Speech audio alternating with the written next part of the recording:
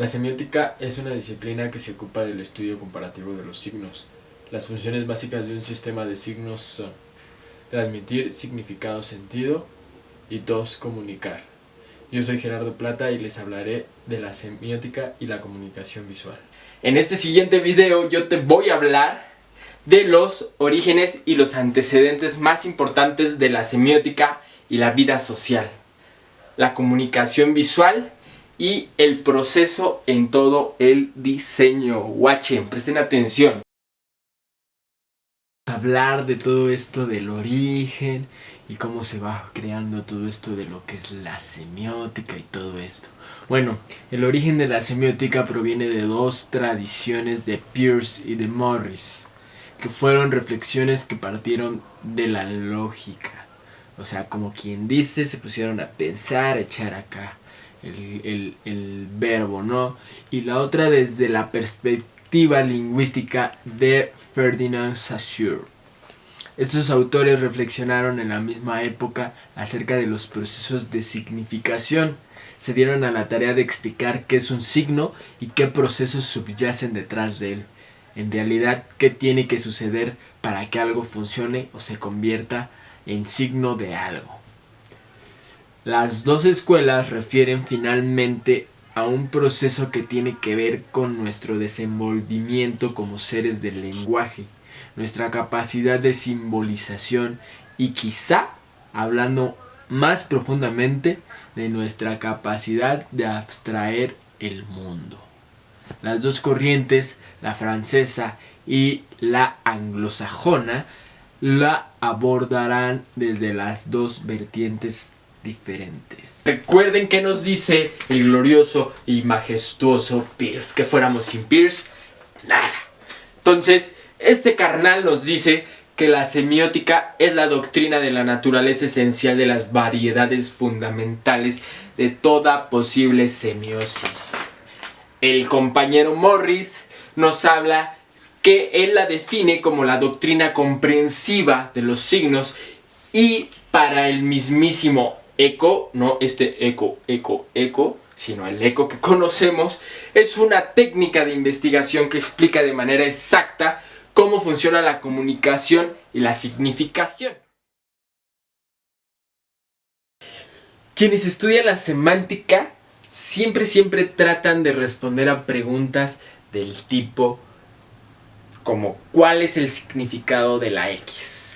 ¿La palabra? Por lo tanto, la semántica es el estudio del significado de los signos lingüísticos.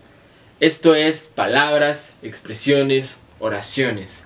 Existen componentes del significado como lo que son.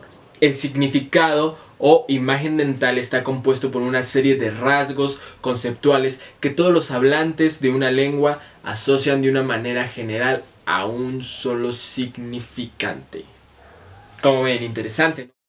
Denotación es lo que expresa directamente aquello de lo que se está hablando en el sentido recto de las palabras. Tiene una sola interpretación.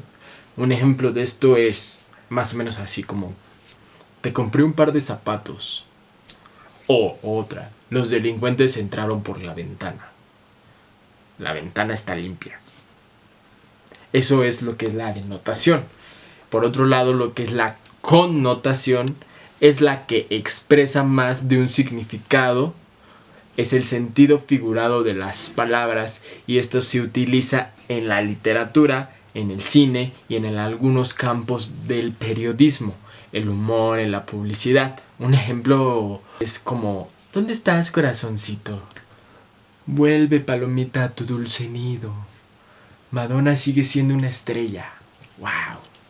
Eso es lo que es la connotación. La semiótica, así llamada, aparece prácticamente a principios del siglo XX con Peirce y Saussure. John Locke es quien sienta las bases para el desarrollo de la semiótica. Es el antecedente más cercano de la semiótica como disciplina independiente. Habla de que se tendrá que generar una ciencia de los signos. Locke es el precursor de lo que ya inauguraría el propio Peirce como semiótica. Si bien es cierto que la semiótica es todo lo que hemos mencionado en párrafos previos, ya que está más directamente relacionado con asuntos de índole especulativo, también dicha disciplina ha sido utilizada para fines prácticos. Así es, la semiótica descriptiva propone realizar interpretaciones a la luz de sus preceptos acerca de fenómenos de la comunicación en general. Se trata de que la semiótica nos permita comprender fenómenos. En este mismo orden de ideas, cabe preguntarse ¿para qué nos sirve estudiar semiótica? Es la palabra, la materia del siglo, semiótica. A lo largo de los años se han ido dimensionando los alcances de la disciplina y por ende se han revelado sus múltiples posibilidades de estudio y sus limitaciones.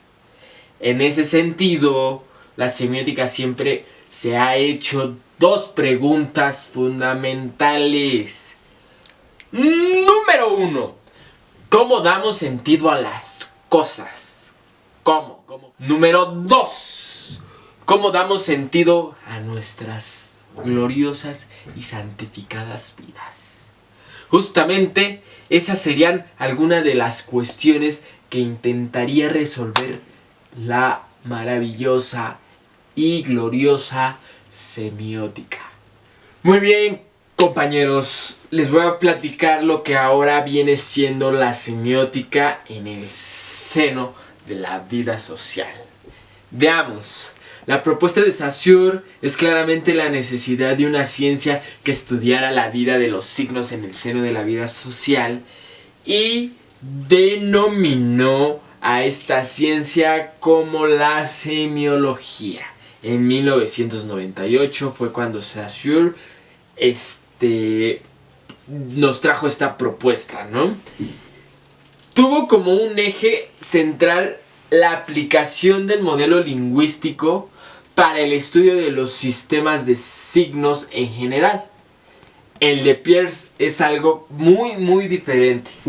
¿Por qué? Porque lo que Peirce había propuesto no era un método de análisis, sino una forma específica de pensar el mundo en un nuevo tipo de lógica. Esto pasó en 1955.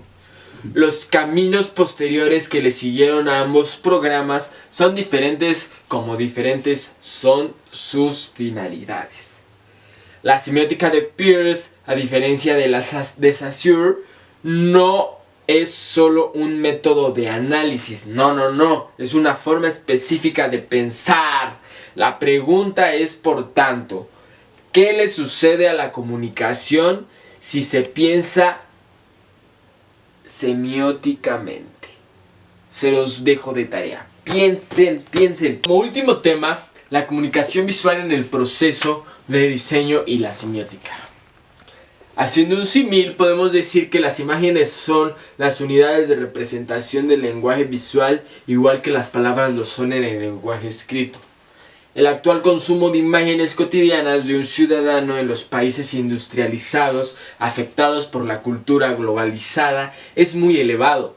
Estamos en un proceso de evolución constante de cómo leemos y cómo nos afectan todas las imágenes que nos rodean. Una imagen nos transmite conocimiento, emociones. También podemos afirmar que el lenguaje visual se aprende de manera intuitiva. Nos resulta más fácil aprender a leer imágenes que a leer un texto escrito. Lo que se puede constatar es que hay más conexión entre una representación visual y la realidad que entre esta realidad y su representación verbal. Nos vemos hasta la próxima. Gracias por su valioso tiempo, por no dormirse, por no aburrirse, por todo lo demás. Este es Gerardo Plata, su servilleta. Hasta la próxima.